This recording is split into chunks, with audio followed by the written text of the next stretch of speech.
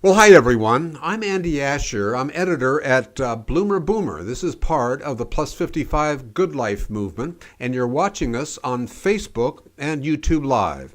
All right. Now, there was a time not that long ago when we talked about millionaires. It was in awe and amazement. It felt like they were the elite who lived in the lap of luxury. Well, not so anymore, especially for those reaching retirement. Little then did we realize that in comparison to today's economy and today's dollars, it takes about $1 million to live a decent, non-extravagant retirement and to have enough to cover emergencies, medical care, and a long life. So when we saw the article in Kiplinger.com titled 5 Strategies to Save $1 Million, well, it got our attention, and we got the chance to talk about those strategies, and we're going to do that today with its author, Sandra Block. Now, we'll speak to Sandra in just a moment. This is part of the Plus 55 Good Life movement, a project of bloomerboomer.com, the publication where we bring stories and ideas from authors, thought leaders, and inspirational people. It's a movement for new and evolving things that make for a Plus 55 good life. And the shows are about what's working, what's not, and how to make the best of it. And in the end, hopefully, something you can take away for yourself.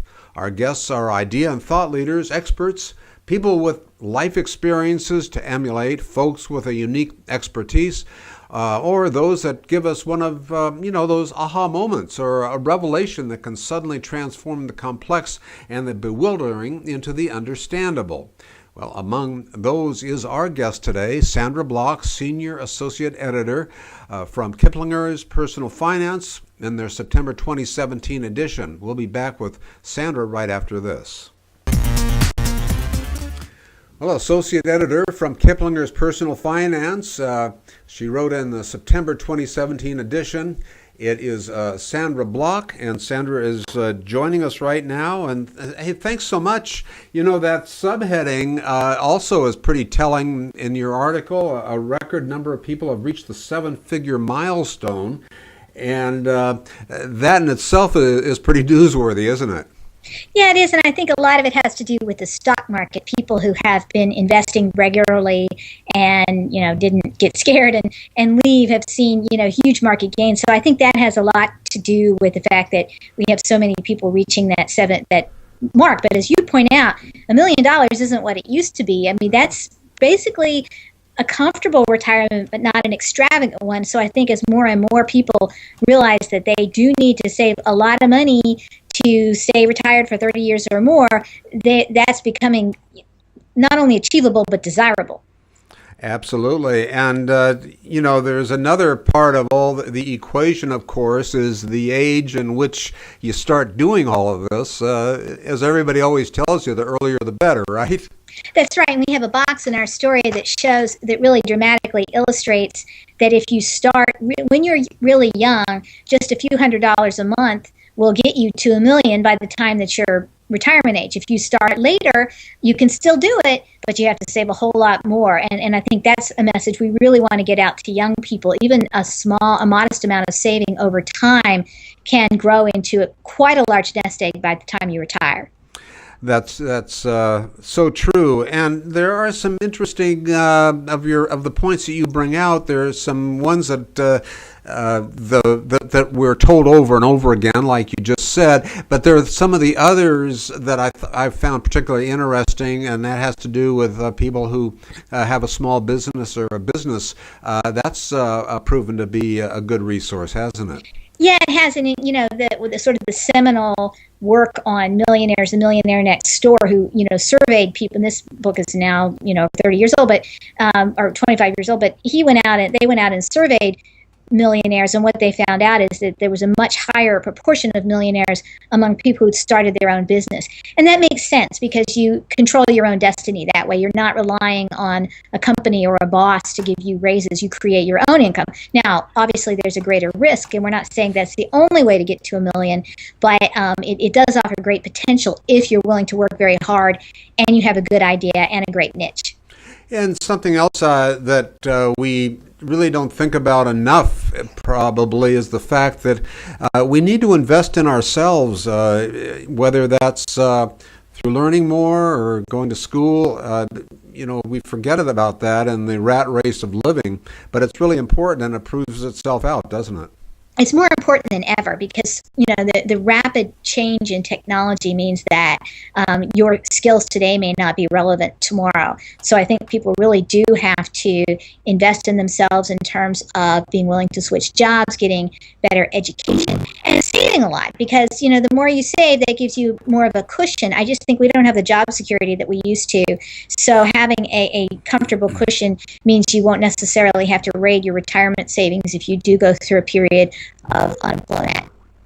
I love that your one subheading there is to channel Warren Buffett. If we all could do that. Well, and Warren Buffett himself keeps telling people it's not rocket science. It's picking good stocks and then holding on to them. And I think that's particularly relevant right now because a lot of people are looking at this 8-year bull market and thinking, I need to get out. It's too risky. It's going to collapse. It's going to be 2008. The problem with doing that is, you might miss, who knows how long this is going to go on. And who knows when it's right to come back in. Market timing never works. What has been proven effective again and again is buying good, low-cost investments and just hanging on to them for as long as you can stand it. Yeah, that's the old standard advice that it's not real glamorous advice, but it's tried and true, isn't it? That's right, and now it's easier than ever to buy investments that don't charge you a lot of fees. We have obviously index funds, ETFs. It's very easy to invest in a diverse array of stocks, which is the most effective way because stock picking is hard. So you can invest in a broad basket of stocks and spend very little to do it. And that's a huge benefit for your long-term investing because that means money is going into the market, not into the pockets of whoever is trading for you. So I think that there's, it's very achievable. You just need patience and I think a little bit of willingness to ride things out. Yeah, and back to Warren Buffett and his Berkshire Hathaway, you can't actually own shares of that. At first blush, it's not cheap, but probably a good investment. Well, yeah, and you can, like I said, I think a better strategy is to look at how he does it. What he's very open and transparent about how he invests, and I think a lot of people can learn a lot from that. And which seems it's always been the case, is real estate is a good investment as well. It's a good investment. I mean, within reason. I think we profiled someone who out in the West Coast, San Francisco area, who bought a couple of rental properties right after 2008 when everything was going down, and has done quite well renting them out, and has also done well in his primary home. Right now, rental property is a very good investment because there's huge demand for it, and basically what you need is the liquidity to do it, and you have to be careful about not borrowing so much because real estate does go up and down, but a lot of people have made good money investing in real estate. I think you just have to be realistic about how much money you need to put in and not borrow too much, because that's what's gotten people in trouble in the past. And we see these figures of what's expected to be the biggest wealth transfer in the history of the world. As parents pass on, they're going to be leaving a lot for their children and grandchildren. And the advice that you have that comes out in your piece is that you got to use that and invest it wisely and not just blow it all. That's right. And I think, first of all, we tell people not to count on getting an inheritance because very often, all it takes is a couple of years in a nursing home and everything you thought you'd inherit was gone.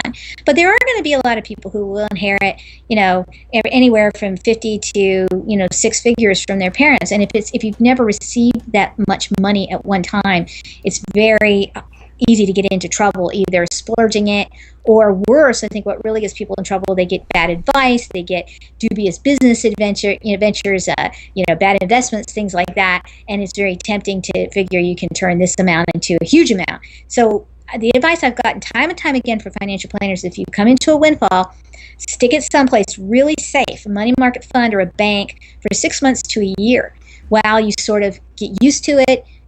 Create a team of financial advisors, an accountant, a fee-only financial planner, maybe a lawyer if you need one, to come up with a real plan.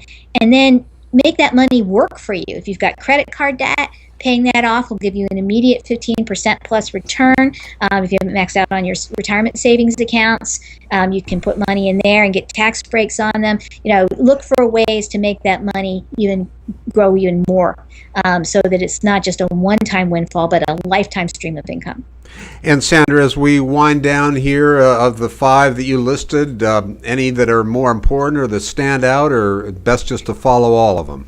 Well, the one that a lot of people mention to me is avoiding what's known as lifestyle creep. And that's basically as you earn more, which happens to a lot of people as they advance in their careers. Don't think that that is a license to spend more. Buy a bigger house, buy a nicer car. That's really a huge barrier to reaching the 1 million milestone, because all of a sudden you've got all these obligations that aren't working for you. A car depreciates as soon as you drive it off the lot. A house can be a good investment, but it also requires an enormous amount of maintenance. And maybe you don't need a bigger house. I mean, the takeaway from Millionaire Next Door is they didn't live like millionaires. They lived like ordinary people, and they saved a lot of their money. Yeah, that's so true. You hear these stories in the obituary column often, where someone has lived a modest life, and lo and behold, they have a huge nest egg, and I guess that's an example of what you just said. That's right. I've read those stories too, and they're fascinating to me because, someone dies and then they find out that they've been investing in the stock market since the 30s or something like that, and they have, $2 million portfolio. These things really do happen, and what makes the story stand out is how modestly the individuals lived. Yes, so true. Well, Sandra, thanks so much. I think those are wise words, and what we can maybe follow. Well, thank you for having me. It was my pleasure. Okay. All right, that's Sandra Block. She's Senior Associate Editor from Kiplinger's Personal Finance in their September 2017 edition. She wrote the piece, 5 Strategies to Save $1 Million. Thanks for joining us. Thank you.